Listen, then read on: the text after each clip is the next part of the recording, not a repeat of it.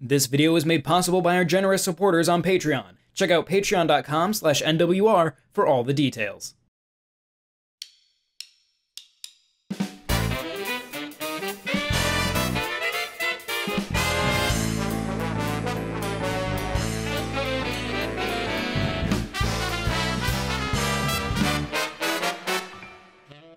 Revisiting Super Mario 3D World on Nintendo Switch helps point out to me both how the world is wildly different now when compared to 2013 when the game first debuted on Wii U, and also how much my own life has changed. We sit on the precipice of the release of the Switch port Super Mario 3D World, which most notably adds Bowser's Fury. That new mode is extremely promising, and from what I can talk about in the preview embargo, I feel like the most I can muster from that is a bunch of thumbs up emojis and smiles. Check out John Raridan's bigger meditation on the new mode for more details. I'm here instead to talk about the base game of Super Mario 3D World, which we gave a 10 out of 10 to back in the day, and also an 8.5 and another 10. Let us know if you want multiple staffer reviews for major games like that. Personally, I am not as high on 3D World as Justin Baker and Andrew Brown were back in the day, the guys who gave it a 10 out of 10, but I had a lot of fun with it. It's inventive, colorful, and weird. Catsuit is amazing. The multiplayer is super fun. But 2013 was a time when I was in my mid-20s and had the ability to stay up late with friends playing video games on the couch. That was how I experienced the multiplayer then, and well, I can't really do that now. Whether this was always the plan or hurriedly added because of COVID, Super Mario 3D World on Switch has online play. It functions more or less like the regular multiplayer, and it's very easy to hop into. While in the game, you just press a button, hop into a menu, and either create or join a room. It's worth calling out that the players are basically joining the host's game, ergo the progression is only done in one game. It's a bit of a disappointment, even if I can understand the logic of it. Still, the sheer fun of the multiplayer wins out overall. Outside of the brand new existence of the online, the Captain Toad stages are newly multiplayer as well. In the original release, they were somewhat awkwardly single-player only. Here, everyone controls their own member of the Toad Brigade and separately explores each level.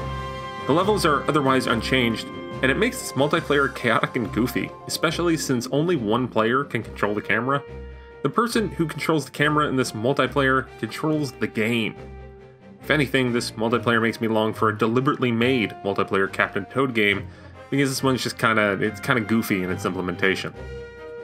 I had the chance to play a few levels online with representatives from Nintendo and another journalist, and it ran close to flawlessly. A substantial caveat is required because everyone playing was using a wired connection, but even my brief time playing handheld online worked well. Considering my personal poor experiences with Super Mario Maker 2 in online play, the experience in 3D World was uplifting. I'm hopeful that I'll be able to relive my 2013 memories via online play with friends, because I don't think anything's changing soon to make hanging out, sharing close contact with video game controllers an acceptable thing to do with people outside of your immediate family. That being said, since my mid-20s 3D World playing days, I had a child. He's a toddler, ever so slowly knocking on the door of the age of 3. He's not exactly going to play 3D World with aplomb, but still, he loves Mario, and my multiplayer experiences with him have been tough but amusing. He's got decent controller holding form, but his concept of moving and jumping in 3D space isn't quite there yet. Still, carrying him through early levels in 3D World was a unique challenge. It's a far cry from the multiplayer I experienced on Wii U, but it's still really endearing. Once more people try out the online with varying internet speeds and connectivity, maybe there's a chance this online is revealed to be rough around the edges. But so far, so good. I'm encouraged by what I've experienced so far and feel optimistic about playing this with friends when it launches on February 12th. Be sure to stick around and check out all of our coverage of Super Mario 3D World plus Bowser's Fury. We do have, as mentioned earlier in this video, a video breaking down Bowser's Fury, at least of what we can talk about so far.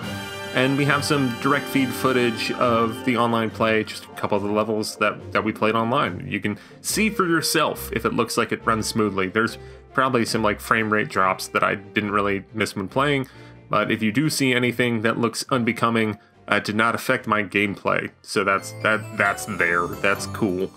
And also, we'll have full review coverage and more fun videos and articles on NintendoWorldReport.com that you can check out about Super Mario 3D World plus Bowser's Fury. And also, like, we cover all sorts of other Nintendo stuff too. Like, check out Cyber Shadow. We just did that review. That was cool. And we'll have more. Thanks for watching. Bye. This video was made possible by our generous supporters on Patreon. Did you know that Nintendo World Report is funded directly by fans like you? When you support Nintendo World Report on Patreon, you get immediate access to multiple exclusive podcasts every month, exclusive Discord channels, an early look at select content, and more, all for as little as $1 a month. Check out patreon.com/NWR for all the details.